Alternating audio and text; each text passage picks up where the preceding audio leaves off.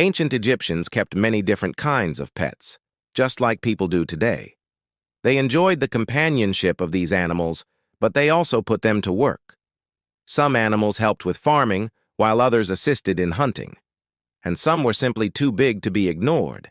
The ancient Egyptians had no shortage of big cats, and some of them even became gods. Let's learn more about some of the most important animals in ancient Egyptian society. Welcome back, everyone. Today we're talking about the importance of animals in ancient Egypt. Make sure to hit that subscribe button so you never miss an exciting episode. While in modern times people often keep cats as pets, there was a time when felines roamed free in the streets.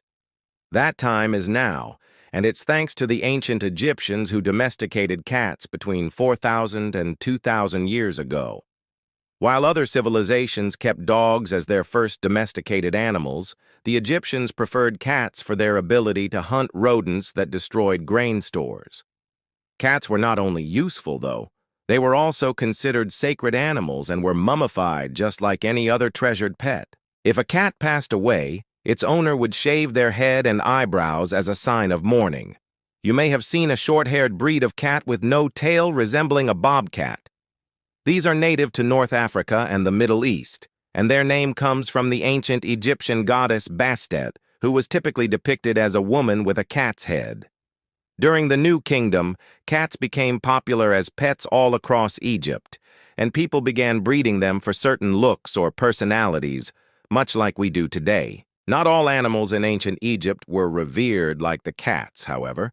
The ancient Egyptians kept dogs as well, but they weren't nearly as popular. Dogs were used for guarding, herding, and hunting.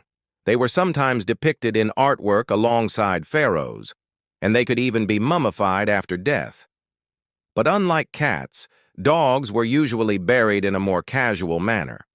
They were more likely to be entombed under the floor of a house or near the entrance rather than in a carefully sealed tomb. Even though dogs were loyal and helpful to the Egyptians, they weren't always treated well. In order to protect crops, farmers would chain dogs up and use them to guard their fields. Sometimes they would keep dogs in cramped conditions, and there were even dog houses built into the sides of tombs. While dogs were better than nothing, the ancient Egyptians would have been happy to trade them for another kind of helper, the donkey. Donkeys were better at carrying heavy loads than dogs, and they were able to travel long distances without getting exhausted. So they were preferred over dogs for transportation. However, they also suffered the same fate, being chained up and left out in the elements. This wasn't necessarily cruel, though, because donkeys were considered hard-working animals, and the ancient Egyptians valued them highly. It was common for donkeys to be mummified after death, with examples dating back to the late period. They were also one of the few non-primate animals whose mummies were found in underground tombs. Some animals were big enough that they couldn't be kept as pets, but they still played an important role in ancient Egyptian society. One of the largest animals native to Egypt was the elephant. Elephants were brought to Egypt from Nubia and used to help with farming. They cleared land and assisted with planting and harvesting crops. Since elephants were such a big help, they were often deified and considered sacred animals. One of the most famous depictions of an elephant can be seen on the ceiling of the British Museum, where an elephant helps to plow a field. Unfortunately for the Egyptians, elephants went extinct in Egypt around 6,000 years ago. Luckily for us, they still live on in Africa today. Another large animal that's still with us today is the hippopotamus. In fact, ancient Egyptian hippopotamuses can still be seen in rock art depicting the pharaoh's hunt. While crocodiles were also hunted by the Egyptians, hippos were revered as sacred animals. Depictions of hippos can be seen as far back as the Old Kingdom, and they were usually shown with a positive connotation.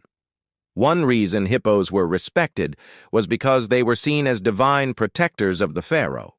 It's possible that this was due to the hippopotamus's size, which made it capable of defending the pharaoh from any threats. Another reason for their adoration may have been their connection to the sun god Ra.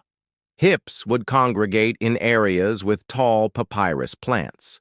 These plants were harvested for the boats that would carry the Ra statue during its procession. It was even believed that the souls of the dead could transform into hippos after death. While hippos and elephants could be dangerous if provoked, no animal struck fear into the hearts of the Egyptians like the crocodile. Like hippos, crocodiles were dangerous predators that lived in the water. They were known for their powerful bite, and there was no way to domesticate these creatures. Because of their ferocity, crocodiles were often connected with the god Sobek. In fact, temples were constructed in their honor, and people would visit them to pray for fertility. It was even believed that the pharaohs descended from Sobek, and many of them built artificial lakes to attract more crocodiles to their territory. There's even evidence that ancient Egyptians bred crocodiles, similar to how alligators are bred in farms today. Instead of for their meat, however, Egyptians bred crocodiles so they could harvest their skins. They would make shoes and belts out of crocodile leather. Humans weren't the only ones who liked wearing nice clothes. Ancient Egyptian falcons liked dressing up too. The falcon was a popular choice for headdresses and jewelry worn by Egyptian rulers. Made from precious materials, these accessories symbolized power and wealth. But why was the falcon so important? As it turns out, the bird of prey was associated with Horus, the sky god, and the pharaoh's divine right to rule. The Egyptians also kept falcons as pets, and they would train them to hunt other birds. They would use the birds they caught to sacrifice to the gods or eat as food. While falcons were small, they were fierce hunters and were able to take down prey much larger than themselves.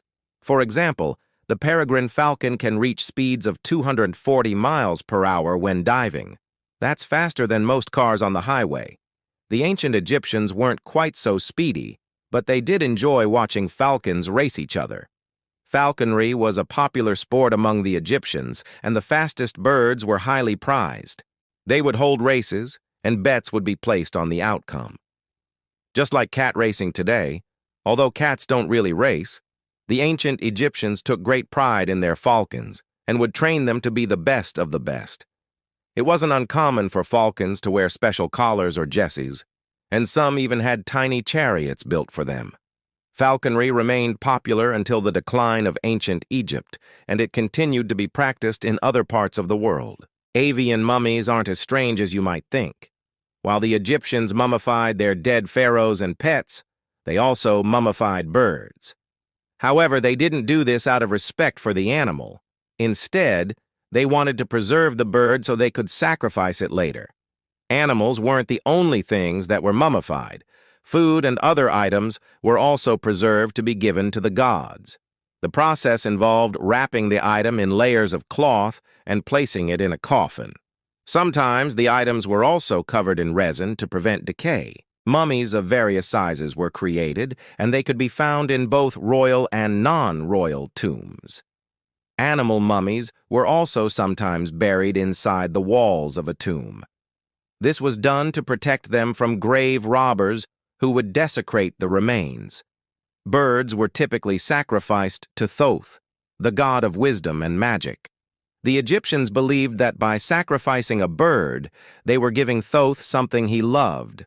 This would make him happy and ensure that he would look favorably upon the person making the sacrifice.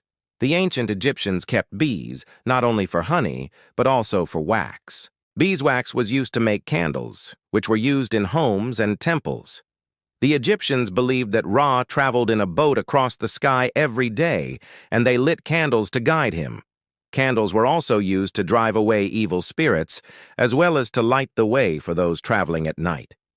Most of the beeswax came from the Africanized honeybee, which is still found in Egypt today. These bees are known for their aggressive behavior, and they will attack anyone who invades their space. This is one reason why beekeeping was considered a dangerous job. The Egyptians kept bees in wooden or clay hives, and they would harvest the honey by burning the hive and collecting the honeycombs. While this method may seem primitive, it was effective, and it allowed the Egyptians to collect a lot of honey in a short amount of time. Now it's time to give you a quiz. How much do you remember about today's video? Question number 1. What animal was sacred to the goddess Bastet? Question number 2. What kind of animal was depicted on the ceiling of the British Museum helping to plow a field? Question number 3. What animal was considered the Pharaoh's divine protector? If you want to see more videos like this one, be sure to click the link in the description below. Thanks for watching. See you next time.